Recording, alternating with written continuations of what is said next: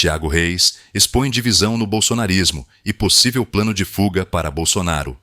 O influenciador Thiago Reis trouxe à tona uma nova crise interna no bolsonarismo, destacando a divisão entre aliados do ex-presidente e a possibilidade de um plano de fuga de Jair Bolsonaro.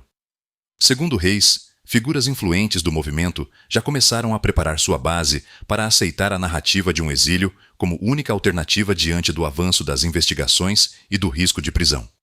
A polêmica gerou embates entre apoiadores, expondo um racha na estratégia política bolsonarista. Assista o vídeo do Thiago Reis e comente o que você acha. É possível o Bolsonaro fugir? Começou a ser posto em prática aí o plano de fuga de Jair Messias Bolsonaro. Olha, o bolsonarismo não faz nada que possa ter um impacto muito político sem antes falar com a sua base. É algo que eu sempre cobro da esquerda aí, da estratégia do Lula. Eu falo, antes de fazer alguma coisa, tem que primeiro alimentar ali a base, a militância, para que eles fiquem pedindo aquilo, aí depois vai lá e faz. Pois bem, o Bolsonaro quer fugir. Então, ele não quis fazer como uma pessoa normal faria. Pô, vou fugir e ver o que acontece. Não. Primeiro, ele começou a usar o gabinete do ódio e os seus ali jornalistas, seus blogueiros, disseminadores de fake news de estimação, para convencer o bolsonarismo a pedir que o Bolsonaro fuja. E eles começaram já o trabalho sujo ontem. Assim que acabou a votação no Supremo Tribunal Federal, vários influenciadores bolsonaristas passaram aí a ventilar a possibilidade de fuga do Bolsonaro como se essa fosse a única possibilidade do Bolsonaro aí ter algum sucesso ainda na sua vida. Porque senão o sistema, que é o que eles chamam, vai pegar o Bolsonaro de jeito. Então já tá aí começando. Vou mostrar alguns aí. E começou uma briga no bolsonarismo, porque muitos são contra. Muitos, não tá colando aí a narrativa que o bolsonarismo tá tentando disseminar, de que o Bolsonaro, se ele fugir, ele não é frouxo. Se ele fugir é porque ele é um homem só lutando contra todo um sistema e um contra todos não conseguiu porque não teve o apoio do povo. Por quê? Porque os mais radicais bolsonaristas estavam lá apoiando a tentativa de golpe de Estado dele, muitos foram aí para frente dos quartéis, mais de 1.500 foram lá no dia 8 de janeiro, e o que aconteceu é que todos foram presos. E o Bolsonaro largou a todos eles e só começa a pedir anistia porque ele quer anistia para ele mesmo. Então todo mundo sabe que a anistia do Bolsonaro é para ele mesmo. Então fica ruim ele agora falar em fugir, porque tem tantos presos aí, você vai ficar foragido, Bolsonaro? Nananina, não, você não falou que você é o bonzão? Em frente aí, vai lá. Então tá ruim aí para emplacar a narrativa, mas já se vê que é um plano de fuga. Inclusive, o Silas Malafaia fez um vídeo ontem, logo depois do Bolsonaro ser tornado réu, publicou um vídeo fazendo inúmeros ataques ao Flávio Dino e ao Alexandre de Moraes. E é engraçado que o Malafaia ele repete as mesmas coisas em todos os vídeos. Todo vídeo dele tem 4 ou 5 minutos, dos quais eu peço a sua inscrição aqui no Plantão Brasil, que eu tenho que ficar assistindo o Malafaia falar asneira. Mas dos 4 ou 5 minutos dele, 3 mais ou menos, são quase a mesma coisa que ele repete em todos os vídeos. Dizendo que, olha, em 2017 o PT tentou um golpe de Estado e invadiu a sede dos 3 poderes. Alguém lembra de algum golpe de Estado que o PT tentou em 2017, no governo Temer? Eu não lembro. Ele usa um protesto que teve do MST para falar que não era nem da MST, era de vários movimentos sociais, e era um protesto ali contra ações do governo Temer, que não era de queremos um golpe de Estado, vamos invadir aqui o palácio, tirar o Temer na força, tirar os ministros do STF, acabar com o Congresso Nacional. Não, era protesto. E aí a polícia naquela época descia a lenha, porque quando é contra petista, a polícia desce o pau mesmo, e aí, contra bolsonarista não, né, eles até tiram um selfie juntos, e aí foi escalando, mas nada de golpe de Estado. E o Malafaia usa toda vez isso para tentar justificar que o Bolsonaro não tentou dar golpe e tudo mais. Só que tá ruim, né? Porque no julgamento o Alexandre de Moraes mostrou vídeos, e esses vídeos foram amplamente reproduzidos aí nas redes sociais e até na imprensa. Então fica ruim porque muitos aí estão vendo, e os que tinham se esquecido de como foi estão se lembrando, realmente foi uma tentativa de golpe, a coisa foi feia, não eram senhorinhas com Bíblia na mão, não. As pessoas vão esquecendo, se o Bolsonaro repetir que eram senhorinhas com Bíblia na mão, vai repetindo 1, 2, 10, 1000 vezes, a mentira vira verdade. Só que quando vem o vídeo, a pessoa relembra e fala, realmente não era não. Realmente era golpe mesmo. Então tá ruim aí, tá bem ruim aí pro Bolsonaro. E aí, os bolsonaristas começaram a falar, vou mostrar alguns posts para você, dizendo que a única chance dele é realmente fugir, inclusive criticando a estratégia do Bolsonaro, que começou a dar briga lá no bolsonarismo. Vou mostrar aqui. Eu não gravei aqui, porque todo esse pessoal já me bloqueou, né? Então eu não consigo salvar os posts dele. Aqui o Adrilles é aquele que foi demitido da Jovem Pan por gesto nazista. O cara ser demitido da Jovem Pan por nazismo é ruim. Aí, Bolsonaro, réu, será preso por uma justiça ditatorial. Sabe disso? Ou ele pede asilo numa embaixada de um país democrático e lavava a luz, não entendi o que ele quer dizer, lá fora, levanta luzes lá fora, né, sobre a ditadura brasileira, ou será outro presidiário da justiça carrasca brasileira. Diz aí o que foi demitido da Jovem Pan por nazismo, que é o Adrilles Jorge, um dos maiores bolsonaristas aí. Aí, logo depois do Adrilles Jorge, quem fez um post foi o Constantino. Constantino que já tá meio mudando aí de lado, já tá vendo aí quem vai ser o novo chefe do bolsonarismo. Aí ele falou, se Bolsonaro sabe que vai ser preso, está difícil compreender sua estratégia. Se ele não sabe, então é muita ingenuidade. Por quê? Ele está falando aí do fato de que o Bolsonaro não foi ao Supremo Tribunal Federal ficar cara a cara com os ministros no segundo dia de julgamento. O Constantino criticou isso e vários outros bolsonaristas criticaram isso. Um dos que criticou foi o Paulo Figueiredo. Paulo Figueiredo é aquele que, inclusive, se encontra às vezes com o Eduardo Bolsonaro, que está lá nos Estados Unidos, é o neto de ditador Figueiredo. Aí ele falou isso aqui ontem. Ó. Ontem a ida do Bolsonaro ao STF tinha... Quem quiser pausa para ler, mas eu vou ler para você. Eu não consigo ler ao contrário, né? Tinha tido excelente repercussão. Passou enfrentamento, coragem e liderança. A ideia hoje era, ao final do julgamento, ele ter a palavra final em uma coletiva de imprensa que dominaria os noticiários. Mas impossível Bolsonaro manter uma estratégia por 2 dias seguidos. Hoje já desistiu de ir e cagou tudo. Cagou tudo. Pois é um cagão, né? Vai dar uma entrevista, sei lá onde, deu lá, com a impressão de comportamento errático. Foi exatamente. É um ótimo homem, mas um péssimo estrategista. Não é à toa que estamos nessa P de dar gosto. Aqui é a palavra que ele usou aqui, que eu não vou falar aqui, quem quiser. Pois bem, tá aí, ó, 3 aí dos maiores influenciadores bolsonaristas, o Adrilles agora é até político, né?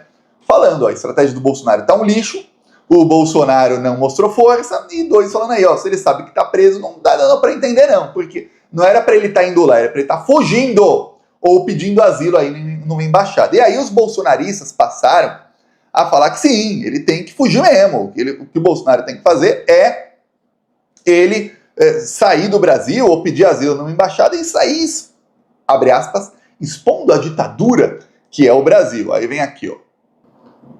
Vovó patriota, lutaremos pela sua volta do exílio, lutaremos pelo retorno da democracia e das leis, Você vê que vovó patriota não tem um nome, não tem uma foto, é uma foto de bebê qualquer.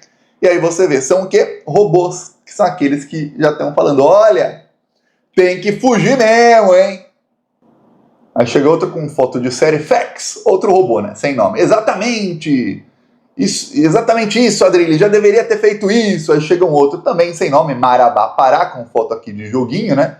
Falando, o gosto desses desgraçados de esquerda é ver ele preso. Ele tem que pedir asilo mesmo aos Estados Unidos. Ou seja, tá aí pintando. Eu falei aqui na semana passada, e falei antes até, a fuga do Eduardo Bolsonaro é um esboço para o bolsonarismo ver ali, pisar em terreno novo e ver como é que o bolsonarismo iria reagir à fuga de alguém que estava fugindo de nada. O Eduardo Bolsonaro simplesmente inventou um inimigo imaginário e passou aí a falar, olha, vão tirar meu passaporte, vão me prender. Não tinha como prendê-lo. E ele repetiu que ia ser preso inúmeras vezes. Eu mostrei aqui pelo menos uns 5 vídeos diferentes do Eduardo Bolsonaro dizendo que o Alexandre ia prendê-lo, isso nos últimos 5, 6 meses.